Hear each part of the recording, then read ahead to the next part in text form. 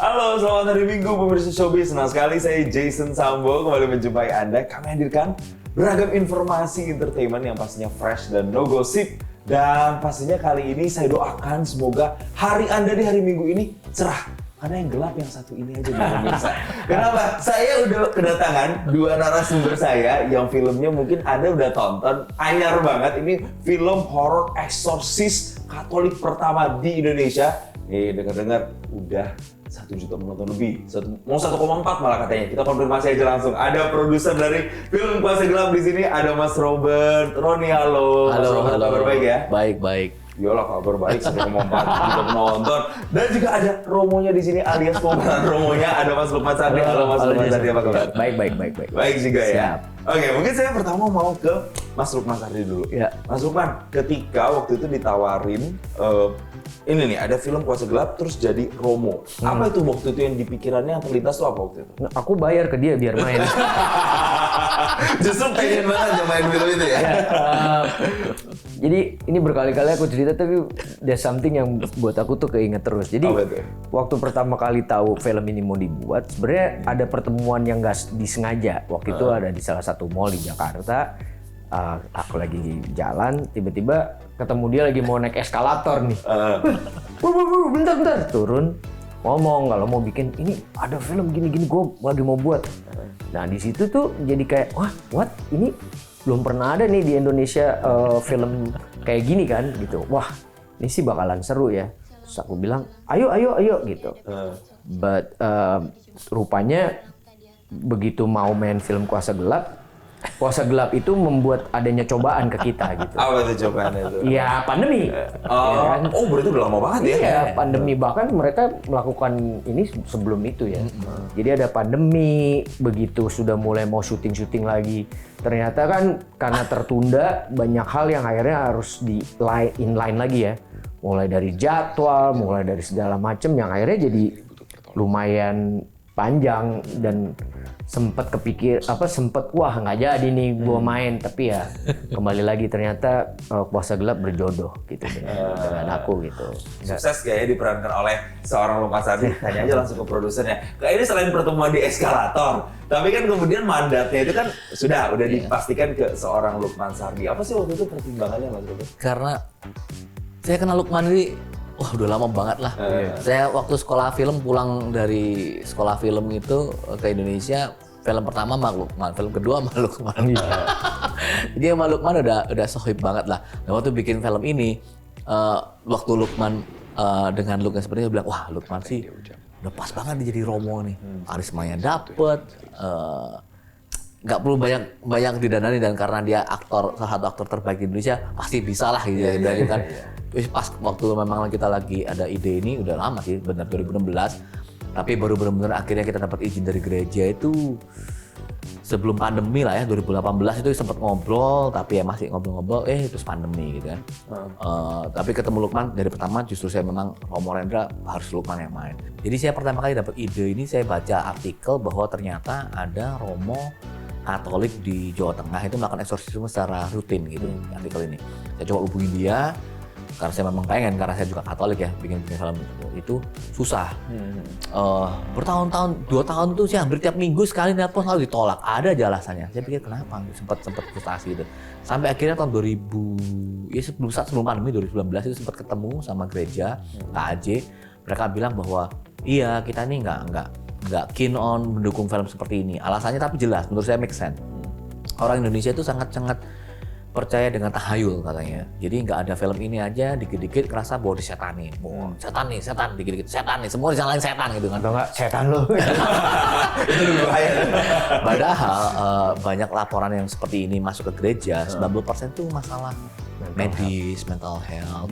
Iya, jadi bukan setan lah, jangan dikit-dikit sama setan. Stage pertama waktu itu kita harus ikut simposium eksorsisme se-Asia Tenggara di Pontianak selama seminggu. Jadi kita ngirim tim penulis kita sama tim riset kita seminggu ikut di sana. Sebenarnya yang harus ikut itu cuma Romo doang, nggak boleh orang awam sebenarnya. Tapi ya karena kita riset kita dengerin lah gitu. Terus setelah itu kita baca banyak buku. Terus dari gereja sendiri menugaskan Romo Robini, beliau memang Romo eksorsis yang sudah direstui oleh Vatikan. Hanya ada 2 Romo di Indonesia yang direstui Vatikan untuk melakukan eksorsisme, satunya Romo Robini jadi konsultan kita. Itu 2021 ya, kita baru syuting 2024 Januari tahun ini. Jadi 2 tahun lebih loh kita loh. Terus Lukman juga akhirnya kita juga harus melihat sendiri untuk sesaat sebelum syuting ya. Kita tadi kan stage pertama ikut simposium. Stage terakhir kita harus melihat sendiri prosesi eksorsisme sebenarnya. Jadi ngomong kayak Romo dan. Tapi waktu itu ya tiba-tiba ritualnya ya gitulah seperti yang kalian lihat di film itu, bahwa tiba-tiba mukanya berubah kayak jadi orang lain, tiba-tiba ngomong bahasa Latin. Terus sampai satu sisi itu Romo bilang, wah saya nggak ngerti nih bahasa ini. Ternyata itu bahasa Aramaik. Bahasa Aramaik itu bahasa yang dipakai waktu zaman Yesus Kristus masih hidup itu. Jadi bahasa ini udah punah. Kalau Latinnya masih kepake ya, Aramaik nggak kepake. Ya padahal anak ini umur 19 tahun nggak tahu tentang bahasa itu semua. Jadi ya kalau kita ngomong demand is real. Ya, itu kasus ringan ya. Yang ringan termasuk. Nah, Mas Lukman waktu itu ikut lihat langsung juga. Seringan apa sih waktu itu? Ringannya tuh kayak gimana coba? Jadi ringan tuh ya kayak kita lagi makan jus gitu ya. Maksudnya buat kita orang yang awam sih itu bukan sesuatu yang ringan ya. Serem kan? Iya kan, Serem buat sih. orang kita yang awam ya. Kalau mungkin buat seorang pastor dengan pengalaman yang begitu panjang saat eksorsis, tentu dia bisa tahu kan mana yang luar biasa, mana yang biasa-biasa aja. Tapi buat kita, buat Jerome, buat pemain yang lain itu nggak bisa dibilang ringan sih. Betul, kuasa Tuhan itu kan memang sudah pasti gitu ya. Tapi kemudian ada lagi satu kuasa netizen yang kemudian mendorong film ini beramai di sosmed. Bisa kira sampai sekarang dapat jutaan penonton. Artinya apa yang Anda lihat di situ, Mas Robert? Sebegitu antusiaskah orang untuk nonton film horor dengan genre yang seperti ini, genre baru kayak gini? Jadi jujur aja awal saya mau bikin film ini nih banyak rekan saya sama filmmaker tuh bilang, gila lu Ron, ngapain bikin film Katolik, siapa yang nonton? Katolik kan penduduknya dikit, gue bilang. Iya juga sih, cuma saya tuh seperti yang Lukman bilang, saya kok percaya bahwa orang Indonesia itu udah beyond that ya. Maksudnya nggak melihat ini sebagai film agama, tapi sebagai film horor komersil. Karena film seperti Conjuring, tau ya, The Nun, Falak, itu kan laku di Indonesia, jutaan penonton gitu ya. Saya kok percaya kalau asal film horor dibuat baik dan benar gitu ya, orang nggak akan melihat kedok agamanya, itulah maksudnya bungkus agamanya, tapi ngeliat bahwa ini film yang kita niatnya baik, bikinnya film dengan baik gitu, dan penonton datang, dan ternyata ya seperti saya bilang, puji Tuhan banyak sekali teman-teman muslim yang nonton gitu, dan DM saya suka gitu. Dan sama gini loh, kayak di industri film kita misalnya, kita nggak bisa pungkirin bahwa horor itu jadi genre yang paling banyak diminati karena culture kita kan seperti itu ya. Tapi kan seberjalannya film horor yang banyak ini, sebagai seorang penonton, aku aja kadang-kadang perlu sesuatu yang baru, yang fresh gitu, sudut pandangnya baru. Karena penonton kita kan sekarang bener-bener bisa dibilang mereka nonton itu bener-bener nyari cerita yang bagus, kualitas yang bagus, sesuatu yang bring up the new things gitu. Dan film ini kan membawa sesuatu yang fresh ya, buat genre horor khususnya di Indonesia. Mungkin kalau di luar udah sering. Itu juga yang mungkin menarik para orang-orang untuk ini fresh banget nih, ada sesuatu yang baru di film horor gitu. Curiosity itu ya. Terakhir Mas Lukman sama Mas Robert, kenapa orang harus nonton film ini? Selain bisa merasa tertantang adrenalinnya, apa lagi susah value nih yang bisa didapetin? Dibilang harus nonton ya. Ya mungkin dari produsernya juga kali. Jadi saya tuh selalu merasa bahwa film yang bagus itu bisa mengajarkan sesuatu ke kita, apapun itu gitu ya. Dan karena ini kita angkat dari real cases yang kita pelajarin ya. Jadi selama 2 tahun ini kita interview banyak sekali korban-korban eksorsisme ya. Ini salah satu dari kasus yang beneran ada di Jawa Tengah tahun 2024. Kasusnya ini terjadi tahun 2016 atau 2018 saya lupa. Yang kasus yang di film ini ya. Banyak yang bisa kita pelajarin bahwa kita itu jangan terjebak dengan masa lalu, bahwa kita harus move on, dan kita kalau ada apa-apa itu bergantungnya ke Tuhan, jangan ke yang lain karena kuasa gelap itu ya. Hal yang kelihatannya simple tapi sering kita lupa sih. Dan menurut saya film regardless genre-nya ya seharusnya bisa membawa sesuatu ke penontonnya yang bisa dibawa pulang, yang berguna buat hidupnya. Dan saya rasa setelah Anda nonton film ini sih bukan cuma terhibur karena serem horornya, tapi hopefully juga bisa dapat sesuatu sih dari ceritanya sih. Nilai spiritualitas itu juga bisa didapat ya dari film ini ya. Kalau Mas Lukman gimana? Dari jauh. Nah kalau buat aku mungkin lagi dari sisi yang lain, kayak tadi aku bilang, ini sesuatu yang fresh, yang baru di Indonesia gitu.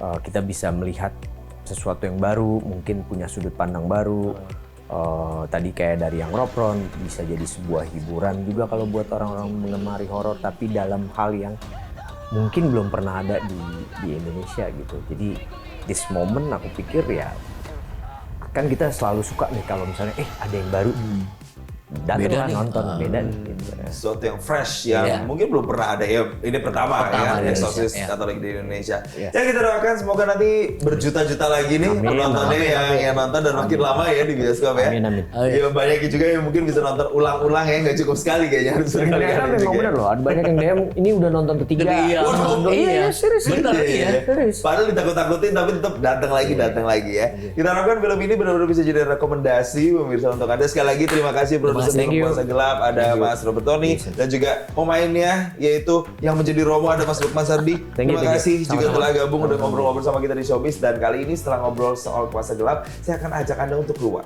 Anda akan melihat keunikan dari Museum Nasional Indonesia. Kira-kira seperti apa? Tetap bersama kami di Showbiz. Jelajahi cara baru mendapatkan informasi. Download Metro TV Extend sekarang.